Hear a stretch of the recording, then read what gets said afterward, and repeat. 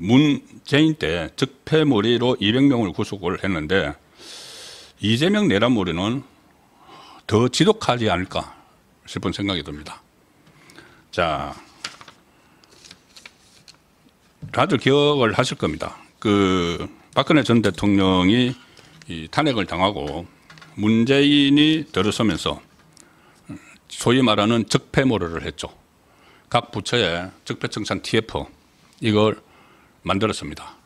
조국 민정수석 밑에 있던 백원우 민정비서관이 다 임종석 비서실장, 조국 민정수석, 백원우 민정비서관 이 라인에서 지시를 해서 각 부처에 이 적폐청산 TF라는 걸 만들어서 그걸 전부 다 검찰로 막 갖다 줬죠. 검찰로 갖다 줘서 이게 대대적인 이 적폐몰이가 일어났고 당시 박영수 특검팀 그리고 문재인 검찰 그때 이 서울중앙지검장 윤석열 전 대통령이었죠. 그리고 한동훈도 그 라인에 있었습니다.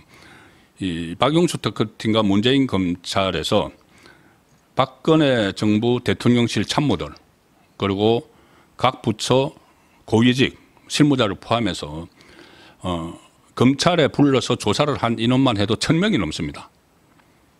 2017년, 2018년 그 무렵에 그래서 2017년부터 막 대대적으로 적폐몰이를 해서 2018년 지방선거 때까지 몰고 갔죠.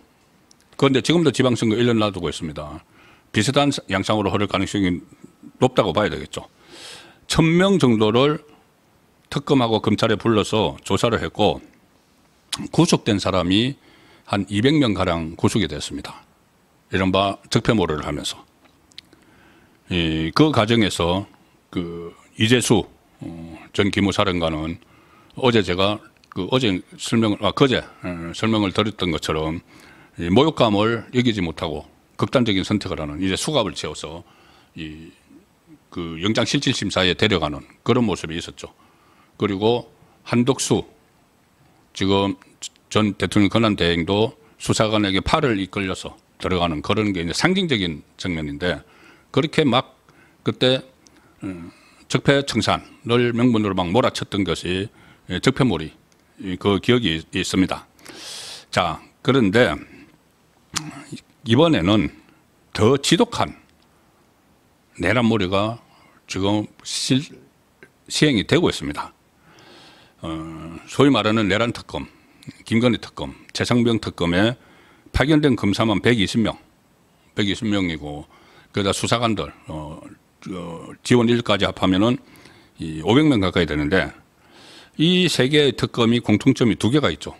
하나는 수사 대상이 나름대로 쭉 있는데 제일 끝에 수사 대상 중에서 수사 과정에서 인지된 사건을 다 수사를 할 수 있도록 했다. 이거는 모든 걸 다 파헤칠 수 있다는 수사 범위가 무한정이라는 이야기가 되는 겁니다.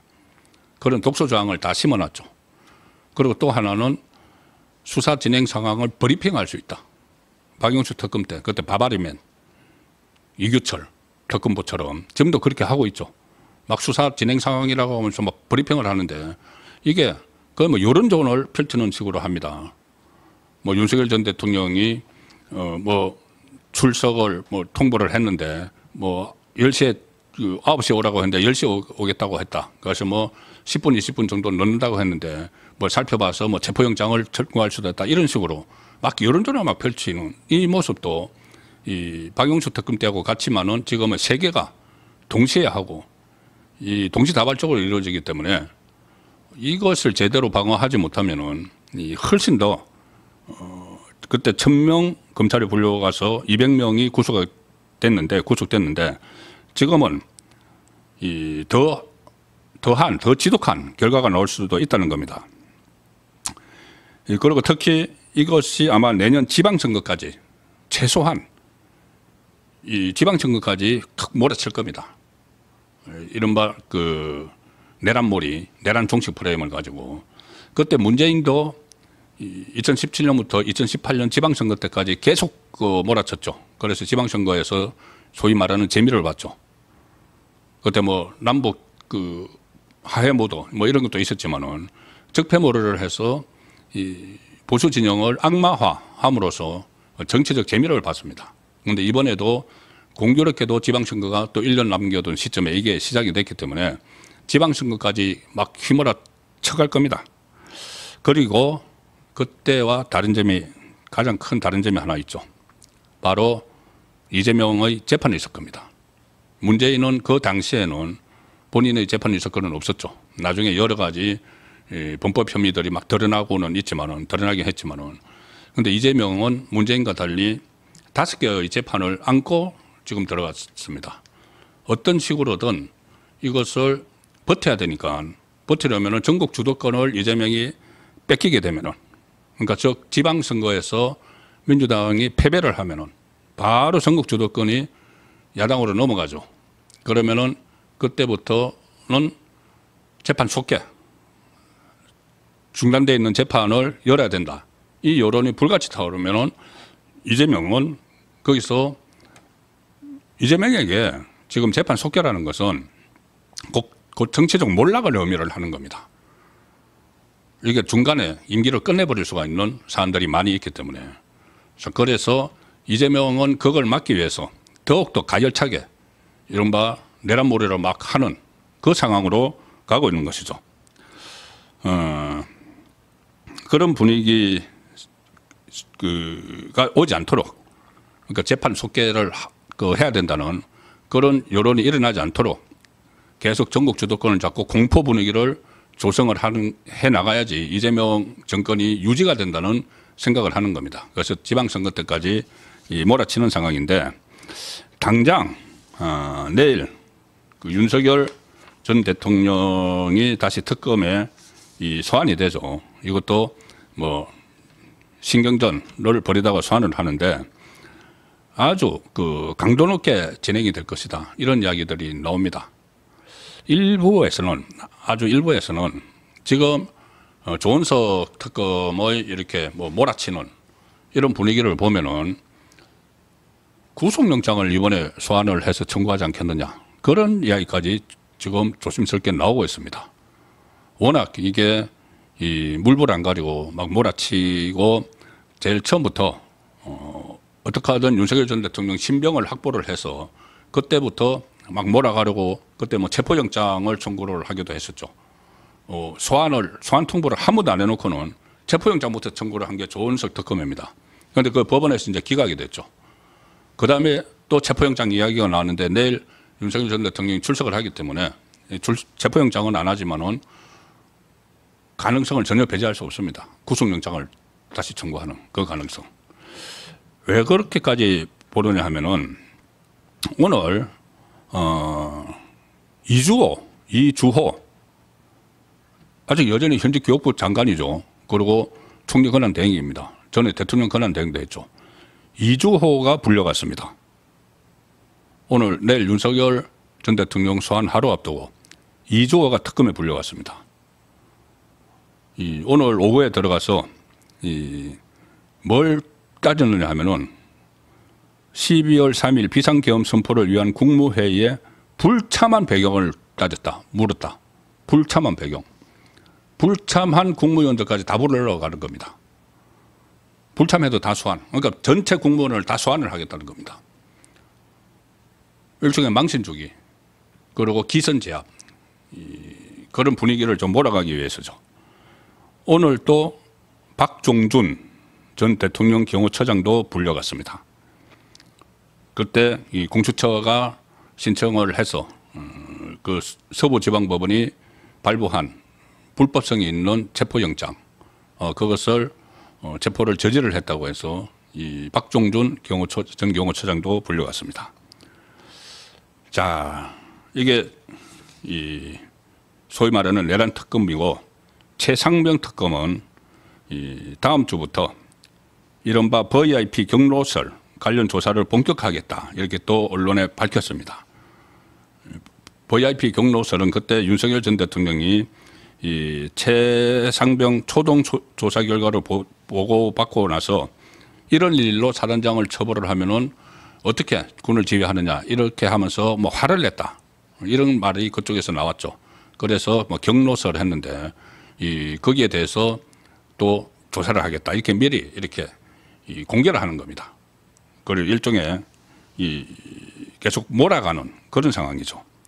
김건희 특검은 어제 삼부토건 주가 조작과 관련해서 아직 의혹입니다. 관련해서 대대적인 압수수색을 벌였고 오늘은 삼부토건 관계자들을 불러서 조사를 하고 이렇게 동시다발적으로 막 지금 압박을 해가는 그 상황이죠.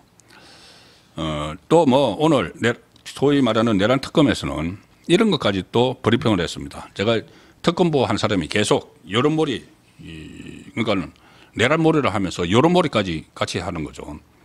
박지영 내란 특검의 특검보가 이 외환 혐의, 윤석열 전 대통령의 외환 혐의와 관련된 해서 군 관계자 상당수 조사가 이루어지고 있다. 비공개로 다 조사하고 있다. 그리고 평양 무인기 침투 의혹 사건, 이 의혹이죠. 이것과 관련해서 또 담당자들을 소환해서 조사를 하고 있는데 이런 군사 보안 문제 이런 것은 아랑곳하지 않고 무차별적으로 지금 관계자들 군의 극비 군사 기밀 상황을 다루는 관계자들도 다 소환 조사를 하고 또 조사를 했다고 브리핑을 하고 있는 이런 일종의 뭐 강풍이 몰아치고 있는 상황입니다. 특히 오늘 제가 이 모습을 보면서 이주호 대통령 권한 대행을 했던 이주호 장관이 현직 장관입니다. 이렇게 불려가는 모습을 보고 참 제가 몇 차례 말씀을 들었죠.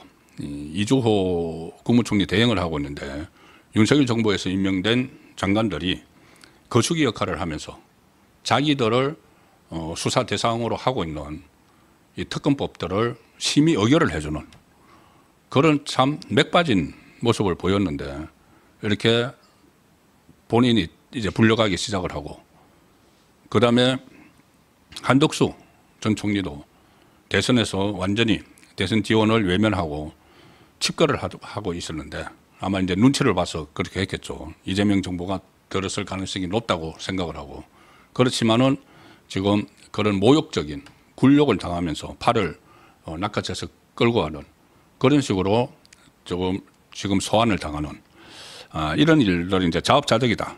이렇게도 그런 측면도 있지만은 무엇보다도 이것이 이 꼭대기에 이재명이 있다는 겁니다. 이재명 저번에 이 국무위원들에게 그런 이야기를 했었죠. 참 얼토당토 않는 이야기를 윤석열 정부 장관들에게 했는데 그때 이진숙 방통위원장을 비롯해서 이재명에게 이 특검이 시행이 되는 것이 정치 보복으로 비칠 수 있다. 이준석 방통위원장이 그런 식으로 이야기를 했죠. 그런 식으로 이야기를 하니까 이재명이 나도 이렇게 특검을 안 했으면 좋겠다. 이제 자기가 집권을 했으니까 기존에 있던 수사기관 가지고 특별수사본부를 같은 것을 만들어서 하면 좋겠는데 민주당이 저렇게 특검을 하려고 한다. 그런데 상권 분립이 된 상황에서 내가 그걸 어떻게 말리느냐. 이게 정말 국민을 우롱하는 말이죠. 상권 분립이 돼 있어서 입법부의 민주당이 하는 일을 본인이 말리지를 못한다. 그래서 특검이 진행이 되는 거다. 이런 식으로 완전히 국민을 무시하는 듯한 그런 핑계를 갖다 대면서 했죠. 그리고 이재명 입에서 상권 분립이 지금 나올 때입니까? 입법, 행정, 사법 전부 다 장악을 한. 그런데 어쨌든 그런 이야기를 했는데 이게 꼭대기에 이재명이 있다는 것은 누구나 압니다. 그때 이재명 대표 시절에 후보 시절에 김어준 프로에 나가서 그런 이야기를 했죠. 딱 찍었습니다. 뭐 내란 동조 세력이 이 정부 안에 곳곳에 숨어 있다. 강요 중에도 있다. 지금 강요를 다 불러가고 있죠. 강요 중에도 있다. 그리고 심지어 국민의힘 의원들도 처벌 대상이라고 겨냥을 했습니다. 국민의힘 국회의원들. 당시 계엄 해지 거기에 참석하지 않은 본회의장에 참석하지 않은 추경호를 비롯해서 딱 찍어서 본인이 지침을 다 줬고 그래서 소위 말하는 내란 특검법이 더 강화돼서 더 세져 가지고 이렇게 시행을 하고 있는데 마치 본인은 거기와 상관없다는 듯이 이렇게 이야기하고 있는 것이 일종의 저는 국민을 우롱하는 거라고 봅니다.